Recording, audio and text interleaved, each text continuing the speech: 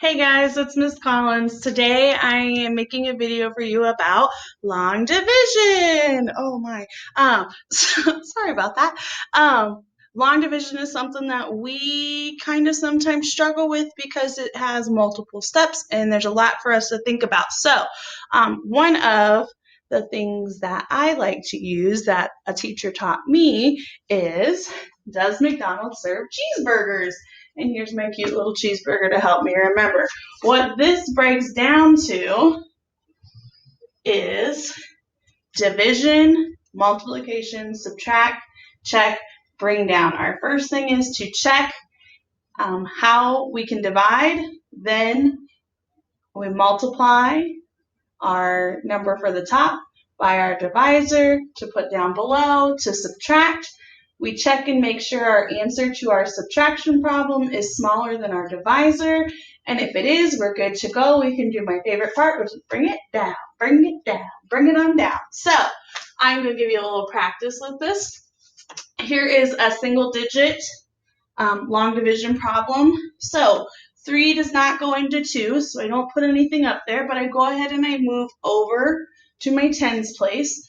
3 does go into 29. It goes into 29 9 times. 9 times 3 is 27. So I divided, I multiplied. Now I'm going to subtract. 9 minus 7 is 2. 2 minus 2 is 0. I don't have to do anything there. 2 is smaller than 3, so I'm good to go ahead, do my favorite part, and bring it down.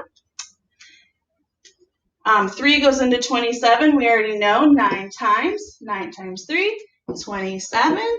And that gives me 0. Sometimes our problems don't work out so pretty, and I'll have a number down here left over. That's called a remainder. I always tell my kids it's a remainder.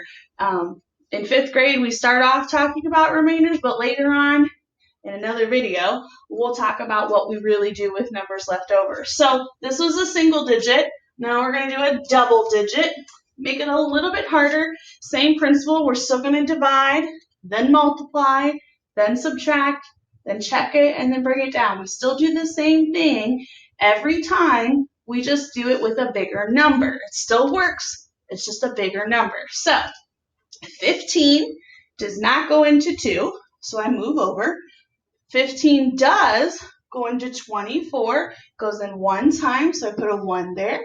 1 times 15 is 15. Then I'm going to subtract. I have to borrow. Don't mix up your numbers. Don't flip this and do 5 minus 4. Do 4 minus 5, which you can't do, so you got to borrow. And that leaves me with 9. I'm checking it. 9 is smaller than 15, so I'm good to bring it down. Now, I have to think about this because there's no such, well, there are such things as 15 facts, but we don't practice those. We don't memorize those. So I have to think, okay, 90, I know I can split that into 30s. 30s can split into 15 2 times. So I'm going to guess 6. I'm going to say 15 times 6 and see what that gets me. 6 times 5 is 30. Put my 0 down, my 3 up. 6 times 1 is 6. Add my 3 gives me 9. That's probably as close as I'm going to get without going over. So my 6 goes up top.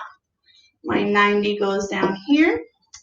I subtract and I get 65. Or I get 6, sorry. I'm jumping the gun. I get 6. 6 is smaller than 15. So I get to do my favorite part, bring it down. Now I have 65. Well, now I have to think about this again.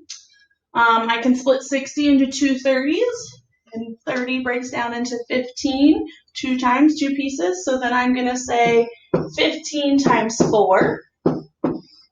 5 times 4 is 20. 4 times 1 is 4 plus 2. 60 is probably as close as I'm going to get without going over. So I'm going to put my 4 up top here and my 60 here. This is that remainder I was talking about. He's left over. We just put him right up here and say he's left over. He won't really be left over later on in another video, but for now, he's left over. We call him a remainder. I hope that was helpful. Remember, if you believe it, you can do it. Bye, guys.